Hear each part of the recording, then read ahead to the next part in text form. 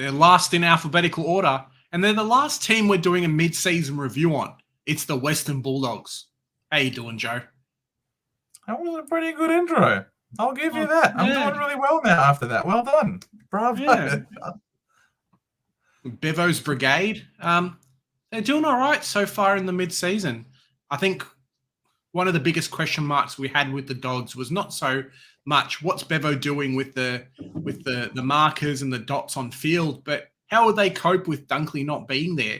So far, they've done okay, and it hasn't been their biggest issue this year.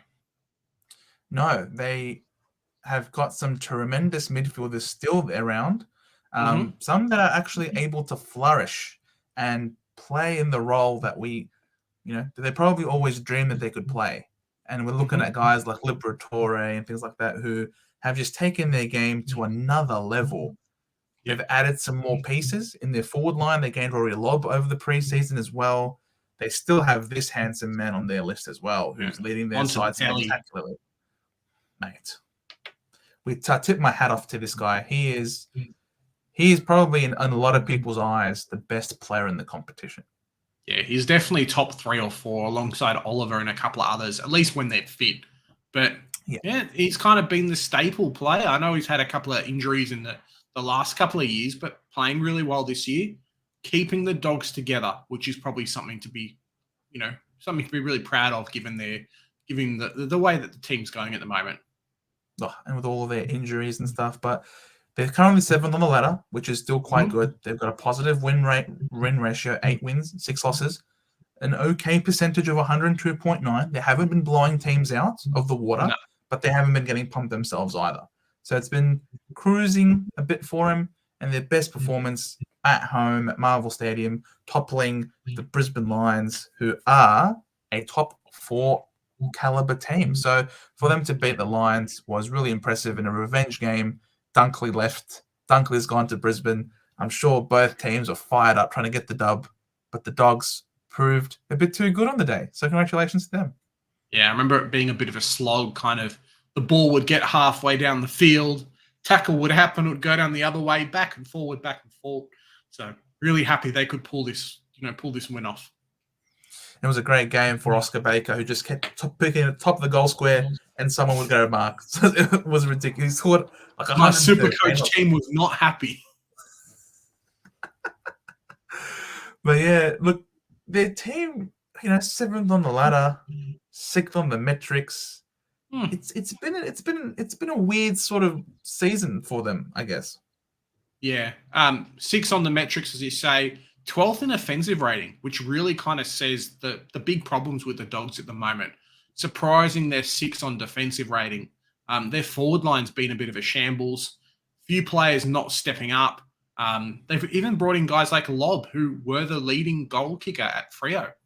And he's obviously not the leading goal kicker here because that's Aaron Norton. So, yeah, similar to Port, similar to Richmond, similar to another few of these other really well-competing teams this year. A key forward is not key forward's the leading goal kicker, but he's not blowing everyone out of the water. Looking at their stats, I reckon they've got a few people on 24, 25, 23, 22. And I reckon a lot of those would be midfielders this year, Joe. Yeah, it probably would be. It's certainly Cody Waitman versus North Melbourne. Cody Waitman was a big one. Six goals for nothing, But yeah. They've missed him because he hasn't played every game this year. He's been fairly important for them. They probably haven't gotten as much out of Jamara as they might have hoped. They probably haven't gotten a lot out of young Darcy, who unfortunately has gone down with injury. So the tall attack, the tall forward line hasn't been great. And then missing Cody Waitman as well for extended period of time, obviously really limited their smalls. They've been playing Caleb Daniel freaking far away from the goals everywhere. Everywhere. So things have been a bit helter-skelter, and they play for Bevo. I mean, Bevo is Bevo. He is, as our good friends at Supercoach and so I like to call him Magneto. He's always changing something on the whiteboard.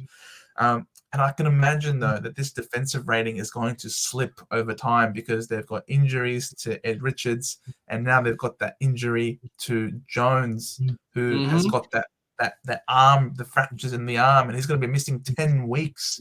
So I can imagine that this defensive rating is going to slip as well. Yeah.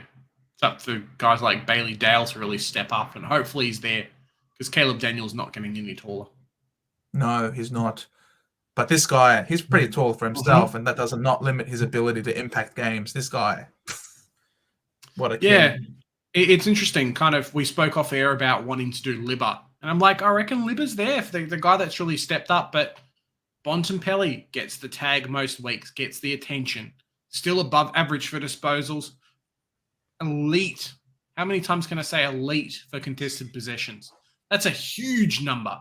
Above average for kicks, score involvements, clearances, probably above average for goals for midfielders as well, to be honest. He'd definitely be there. The amount of effort this guy puts in, that run and carry through there, it's shown by the score involvements and then the meters gained as well. He's not just the bomb and kick player. He actually puts in the work every game. 100%. He lowers the eyes. He dishes off some real low missiles, bullets towards Aaron Norton, and then he will drift forward as well. And using his size and ability, he can take a decent mark. Bro, we saw that in full display against your mob last week as well. So he just tore the game apart. He took it upon his shoulders and is like, stuff this.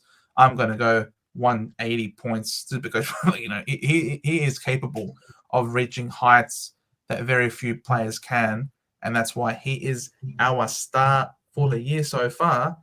We did mention this guy before as someone who probably hasn't given as much as what the Dogs have hoped. Yeah, he's had a couple of good games, really showing those Indigenous colours like we saw throughout the year and earlier in the season too. Kind of the next crop of players to come through. A lot of teams have them. We've talked about Cadman. Jamar is in a similar mould.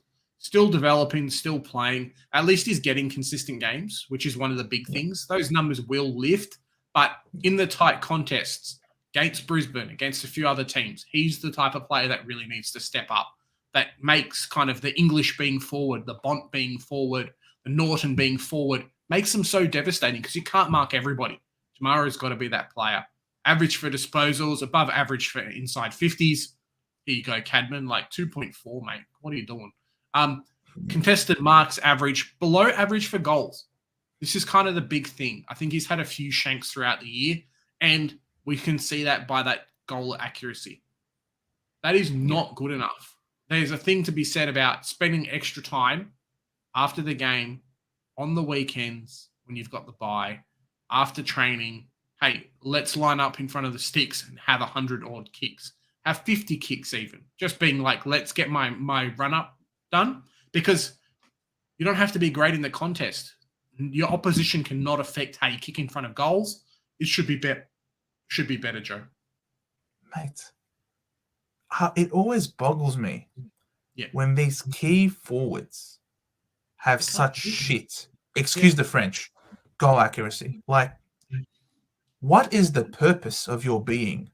What is the purpose of your existence? Like, this is your craft. This is your one wood. This is what you are meant to be doing. And for him to have 31.4% goal accuracy, he is definitely capable of more. He is someone that, as you say, he doesn't have that pressure on him. He's got the support. He's not getting the number one key forward, the key defender. He's getting heaps of supply. That Bulldogs midfield is insanely good. And yet, despite all of that, he's barely averaging a goal a game at 31.4% efficiency, accuracy. With those things going in your favor, you need to be making more of your opportunities. It's not his first year in the system. No. I expected more out of him. He's capable of more, and that's why he's the one who needs to lift. Yeah. And if they're going to move up the ladder and compete in September, he's the one that has to. 100%. So we're giving him a flat B. Their forward line has not been as potent as what some may have thought they were going to be at the start of the year. Guys like Jamara, for example, guys like Rory Lobb, who have not been, backing up the promise that they could have got. As we mentioned earlier in this episode, the injury to Liam Jones could negatively impact their back line and could see that top six defense start to slide a bit. However, they can always rely on that midfield. That midfield is top notch. And I think as well, a point that we didn't put up there was just the loss of Dunkley. Coming into the season, we thought they weren't going to be competitive. We knew how he was when he missed games in previous years, how hard it hurt them. To be as good as they are this season, to not have him in there, testament to the team, and hats off to you guys. 100%. And that, ladies and gentlemen, boys and girls, children of all ages, brings our mid-season review / report card series to a close. That was all 18 teams reviewed during the mid-season. Please, guys, let us know in the comments down below if you liked what you've seen, and let us know as well if we've been a bit too harsh or lenient in some of these. Yeah. Remember, guys, mid-season, it's a break for everybody. It's been a break for us. And hopefully the next 9 or 10 games, depending on what team you go for, hopefully they can bounce back. They can do really well. Or in terms of Carlton, hopefully they can tank for a good draft pick. Yeah, guys. And stay tuned, because it was our mid-season review done. As we did in the preseason last year, or in the off-season last year, there will be an end-of-season review as well. So please, guys, make sure that you subscribe, like, share, all those wonderful things, because we will still be pumping out some general football content for you. And here at the Centre Bounce, we do the hard work so you don't have to. Bye for now.